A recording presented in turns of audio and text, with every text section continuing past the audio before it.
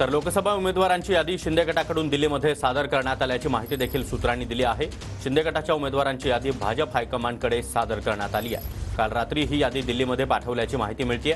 शिंदे गटाच्या यादीमध्ये संभाव्य 13 उमेदवारांचा समावेश आहे अशी माहिती देखील सूत्रांकडून मिळते। दरम्यान भाजप हायकमांडसोबत चर्चा करून शिवसेनेची यादी निश्चित होणार असल्याचं देखील आता समोर येत आहे।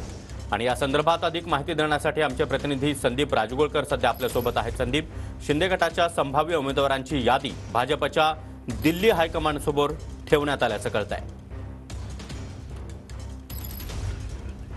अगदी बरोबर आहे सागर। महाराष्ट्राच्या 48 लोकसभेच्या जागा आहेत आपल्याला माहिती आहे आणि 48 पैकी 20 जागा या भाजपकडून जाहीर करण्यात आलेल्या आहेत। उरलेल्या 28 जागांबाबत अजूनही जागा वाटपाचा जो फॉर्म्युला आहे तो निश्चित झालेला नाही, पण काल रात्री उशिरा मुख्यमंत्री एकनाथ शिंदे यांच्या शिवसेना पक्षाच्या 13 उमेदवारांची जी संभाव्य यादी आहे ती भाजप हायकमांडकडे पाठवण्यात आल्याची सूत्रांची माहिती आहे आणि भाजप हायकमांडसोबत चर्चा झाल्यानंतरच या उमेदवारांवर शिक्कामोर्तब केलं जाईल। खरं तर जी 13 संभाव्य उमेदवारांची नावं आहेत सागर, त्यामध्ये जे विद्यमान खासदार आहेत त्यांचीच नावं असल्याचं देखील समजतंय।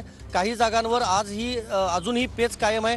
भाजपकडून असा दबाव देखील टाकला गेला होता की अनेक ठिकाणी उमेदवार बदलावेत। ज्यावेळेला दिल्लीमध्ये बैठक झाली होती केंद्रीय गृहमंत्री अमित शहा यांच्या उपस्थितीमध्ये, त्यावेळेला शहा यांनी 3 ते 4 जागांवर उमेदवार बदलण्याचा सल्ला देखील मुख्यमंत्री एकनाथ शिंदे यांना दिला होता। मात्र ठाण्यामध्ये जी बैठक झाली काही खासदारांची आणि मुख्यमंत्र्यांची, त्यानंतर पुन्हा एकदा काही खासदारांना त्यांनी आश्वासन दिलं होतं। त्यानुसार आता 13 संभाव्य उमेदवारांची जी यादी आहे ती दिल्लीला पाठवण्यात आली आहे। त्यामुळे पुढच्या 48 तासांमध्ये यावर निर्णय होऊन अधिकृतपणे जी यादी आहे ती प्रसिद्ध केली जाणार आहे। सागर, नक्कीच संदीप, तुम्ही आपल्यासोबत राहाच।